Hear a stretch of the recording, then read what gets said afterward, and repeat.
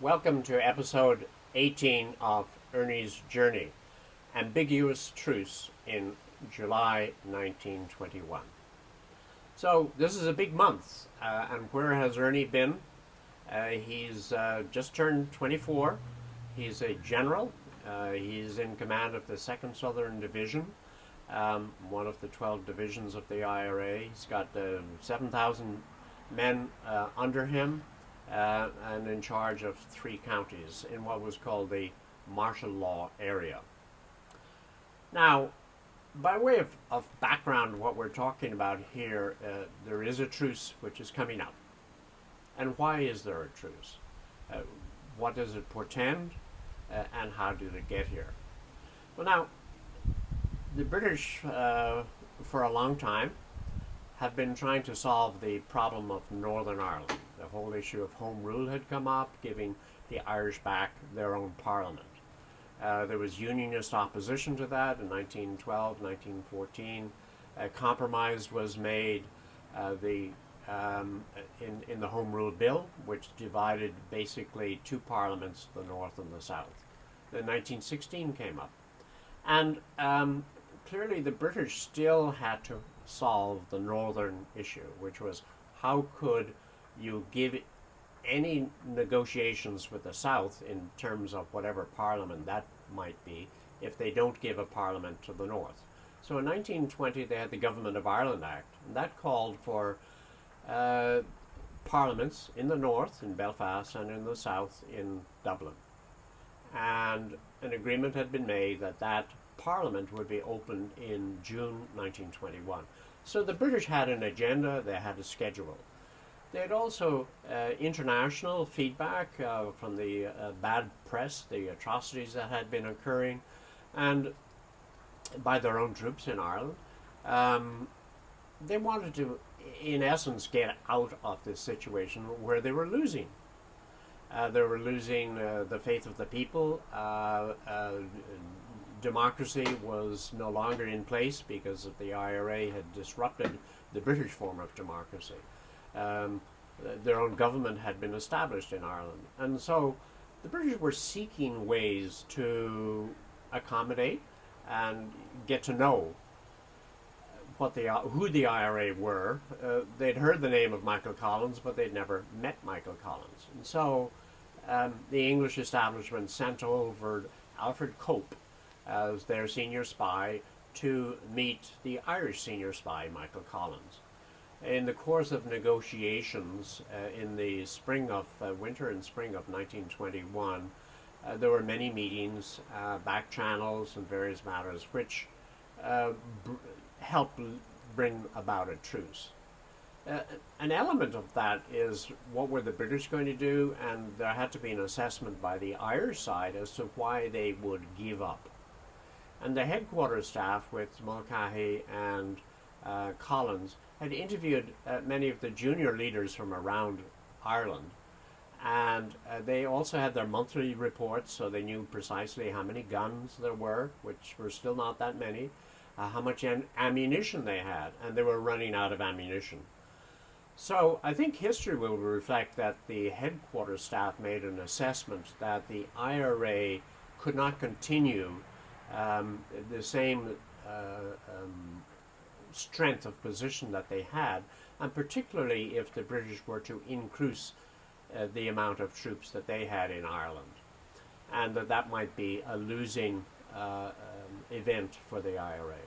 So clearly there was a compromise in the air.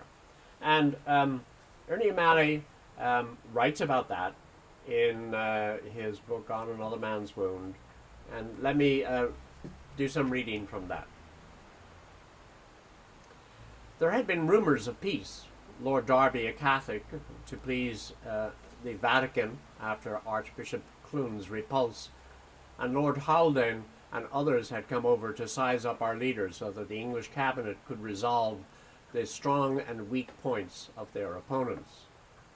Alfred Cope, the Irish Assistant Under-Secretary, was busiest of all in Dublin. Michael Collins appeared in print. He was called the Irish DeWitt.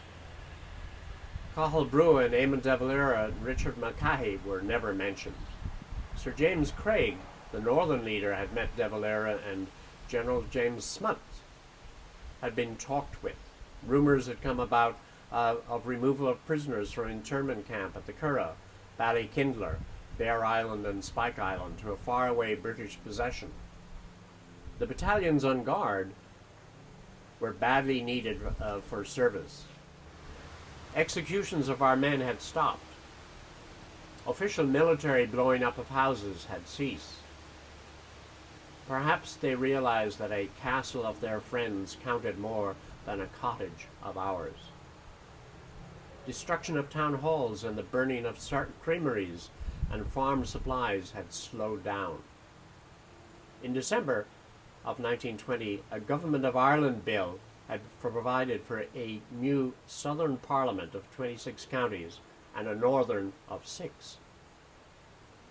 At the elections in the south, 124 Republicans had been returned and 4 Unionists representing Trinity College. King George opened the Northern Parliament in June. The Southern Parliament was not a success. Only the 4 members from Trinity came to the opening. The other members had given their allegiance to Dáil Éireann, the government of the Republic, and they would not sanction the partition of their country made by a British Parliament. On July 9, a Dublin boy, Paddy O'Connor, came to Mrs.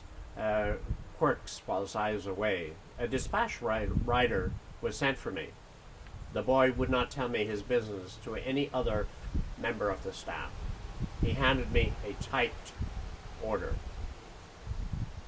In view of the conversations now being entered into by our government with the government of Great Britain, and in pursuance of conversations, active operations by our troops will be suspended from noon, Monday, 11th July.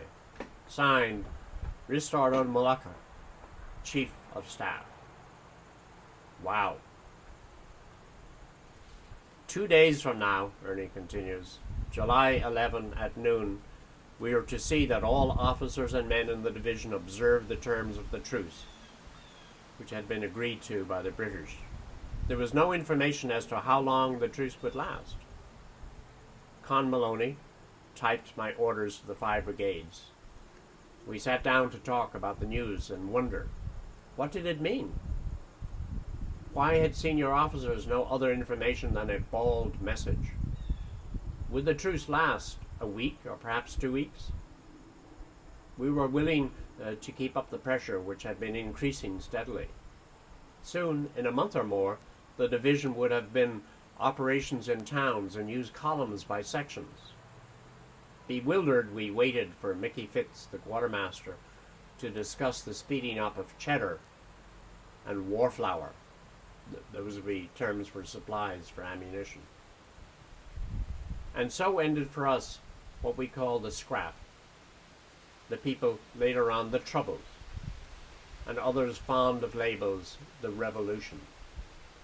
And so there we have the end of On Another Man's Road, the end of Ernie's memoir of that period. And where are we really? And what insights do we perceive? Clearly, Ernie, in his command of the 2nd Southern Division, is befuddled. He has no explanation as to why a truce is being called. Clearly, he has not been included in the circle of confidence from the general headquarters, maybe for a reason, but it comes as a thunderbolt that there suddenly is a truce, a suspension of arms. Their division and his leadership has been to prepare people to fight, and suddenly he's told no longer to fight.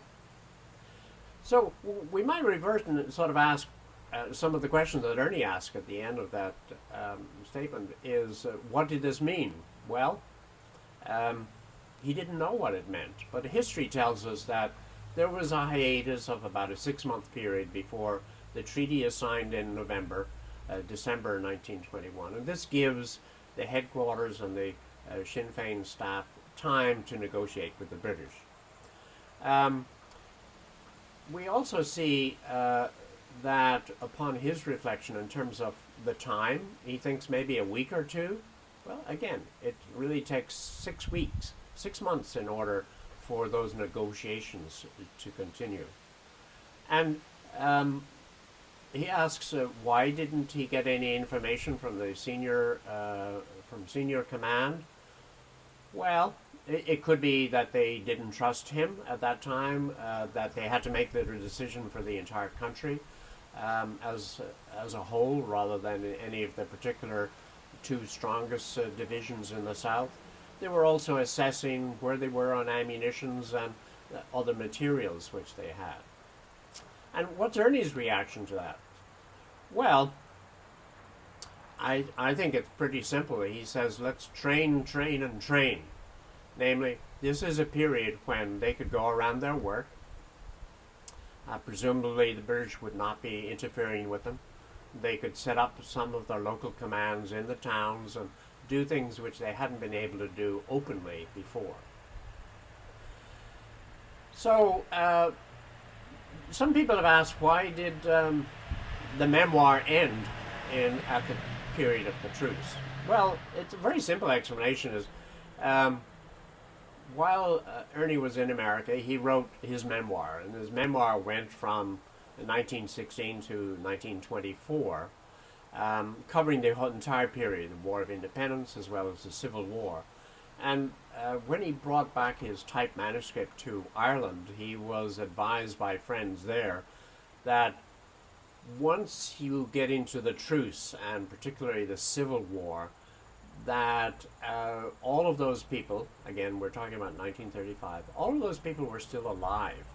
And you're liable to have discontent, perhaps libel suits, create disharmony within the front.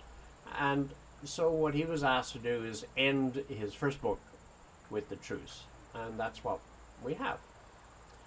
So in our next episode, 19, we'll be looking at training to resume the war.